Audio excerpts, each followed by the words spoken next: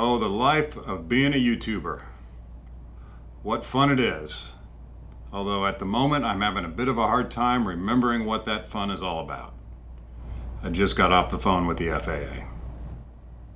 I'm a former Air Force pilot with over 1,000 hours in the F-16. Today I run a medical equipment business and use my private jet to visit customers or travel with my family and friends.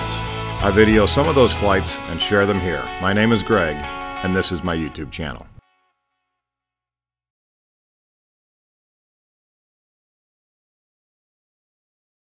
So I just hung up the phone with the FAA. They had informed me that there was an investigation opened about a safety incident that occurred on one of my videos as reported by another pilot. Let's take a look. Second traffic, Sirius 9 Echo Charlie is 5 to the left, maneuver into the 45 left down for 36 and the exact 9 Fox Whiskey, we got you in sight. Second traffic, 32 Fox Whiskey, crosswind for runway 36.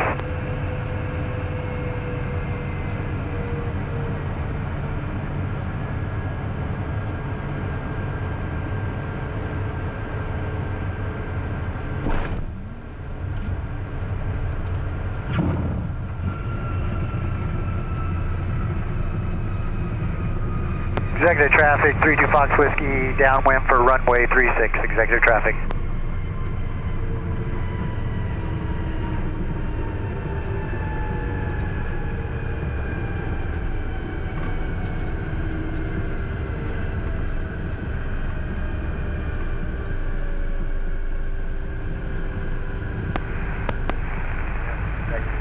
Comanche 9427 Papa departing runway 36. Indy exact, can be rolling as soon as the jet is clear of the runway. It's aircraft back, we are clear.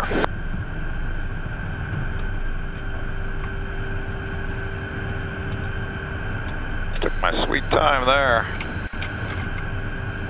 Well, there it was. Did you see it? Pretty egregious, was it not? So I gotta be honest, before I tell you what it is, if you didn't notice, and you probably didn't, but before I tell you what it is, let me just say that initially I was really torqued off that this got called in to the FAA. But after thinking about it a little bit, and in keeping with the tradition of my channel of instructing and guiding and sharing with all of you, I thought, you know, we can actually take this and probably learn something from it. Not only can I learn something from it, but I think you can learn something from it as well. So let's dive in and take a look. So here's where the whole incident started. There was a comment from one of the viewers on one of my recent videos. I think the title of the video was, I may have screwed this up, but his comment goes like this. My only question would be, now let me just stop there for a second. 99.9% of the time when somebody starts out a comment and it says, my only question would be, their only question is, how can I get in the empty right seat? But not this guy. He says, my only question would be, unless the audio came far from the footage, why was the "we are clear" call made before crossing the whole short line, or at a minimum before all parts of the aircraft have crossed the edge of the runway, as in FAR 91-129 and AIM 4-3-20. The aircraft was still on the runway and on the threshold piano keys when the call was made that they were clear of the runway.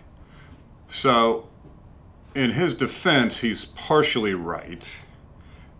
He is correct that I called clear before I was actually clear of the runway. He quotes the wrong regs. He quotes regs for Class D airspace, but I'll give him the benefit of the doubt on that. He was accurate in saying that I did call clear before clearing the runway. So I responded to him. I said, really, that's the only question you have. You could see there was a guy holding short awaiting takeoff. That's as I was landing. There was another aircraft on downwind. As I was clearing the runway, the aircraft that was holding short had taxied into position and was waiting for me to clear. He was trying to get out after me and before the aircraft in the pattern became an issue. Me calling clear as I was clearing allowed him to go ahead and get going. Or 2 seconds after calling clear, I was off the runway. Do you feel like a hazard was created by me calling clear as I exited? There wasn't an operating aircraft within a mile of me as I exited. As you saw maybe on short final there, you could see there was another airplane holding short. As I rolled out, and I used the entire runway. So there's another turnoff 1,000 feet prior to the end of the runway that a lot of times I'll use in a situation like that. But there was a guy that was holding short, waiting for me to land. When I landed, he taxied into position. Comanche 9427 Papa, departing runway 36. There was another guy on downwind. Executive traffic, 32 Fox Whiskey, downwind for runway 36, executive traffic. At the same time. So knowing that I was going to not make that 1,000-foot turnoff only because I didn't want to brake that hard, and I was going to use the whole runway, I decided that I would give the guy behind me the benefit of the doubt, or at least a slight advantage, and allow him to get going, knowing that I wasn't technically clear of the runway, but I was in the process of clearing. A lot of times your visual perception when you're sitting at the end of the runway and you're looking down the runway, you don't know where the turnoffs are relative to where the aircraft is because you just can't see. So I had made the call early, as this guy said, as I was in the process of clearing the runway. By the way, let's note, it's an uncontrolled field. Radio calls are not required.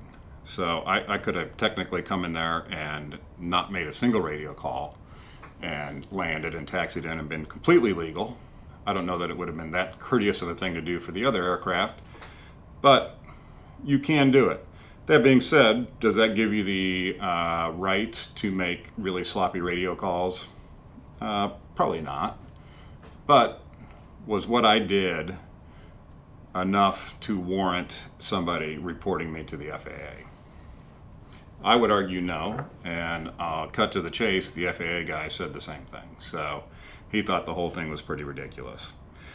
So then in the final comment, the guy says, I hope that wasn't offensive because I didn't mean it that way. I wanted to know from an experienced pilot and military trained what the reasoning for that was, because it goes against anything I've been taught, everything I've learned, and what's written in the FAR aim if followed to the letter.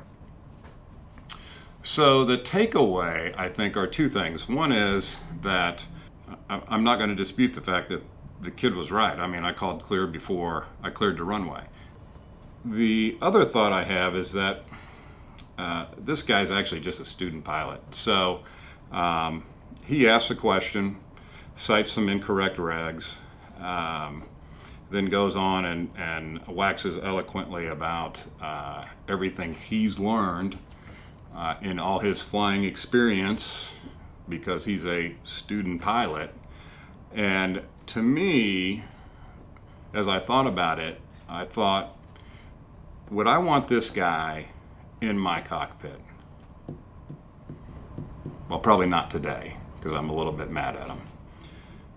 But it speaks to a mindset, and that mindset is that in flying, I think you have to understand that you don't know what you don't know.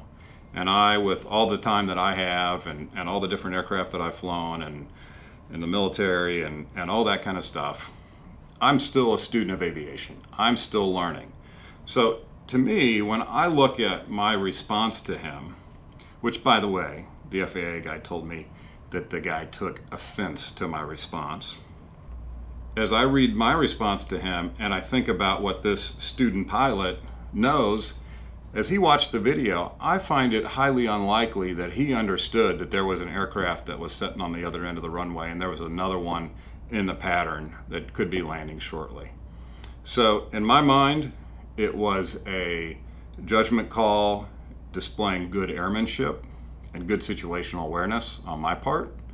On his part, because he doesn't have the knowledge base to pull from, he thought it was a violation of the regs. So I guess we'll just have to agree to disagree. And this kind of brings me to my final observation, and I've noticed recently within the aviation YouTube community as a whole, there's been a little bit of a trend that we have people reporting people to the FAA.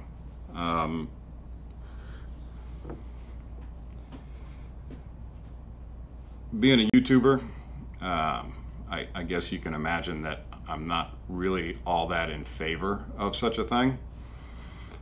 My idea is that if you watch a video and you like it, great. If you don't, go watch somebody else's video.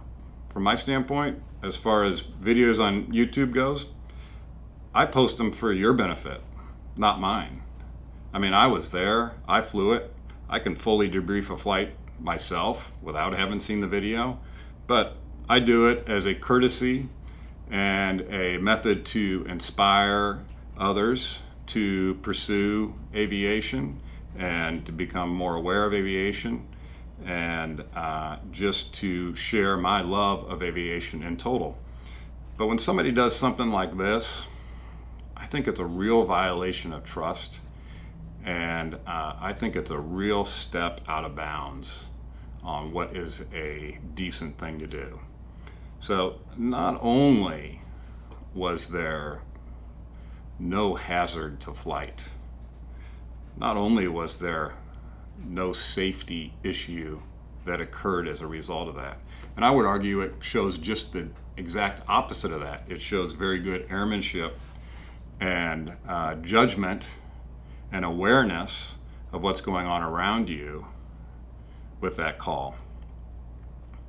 But the idea that somebody watches that video and is so upset by it and so concerned about the safety of others that he fills out an FAA safety violation report, comes out of the basement, asks his mom for a stamp so he can send it off to the FAA. I mean, I honestly don't know what was achieved by that, other than a colossal waste of time.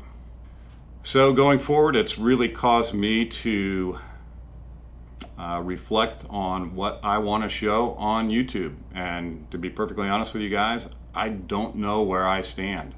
In case you didn't notice, I don't really need YouTube for me. I make a perfectly fine living without YouTube. This is very concerning to me. So I'm going to leave it there for a while, let it rest, and kind of reevaluate what I want to share with you guys, knowing that there's people like this out there that could jeopardize my freedom to fly. That doesn't mean that I'm willfully violating anything. It just means that I have better things to do than to defend myself to the FAA, particularly for pathetic things like this. Well, we'll just leave it there. Signing off. I know it's kind of an odd video, but I hope we all learned something from it. Until next time, we'll see you all later.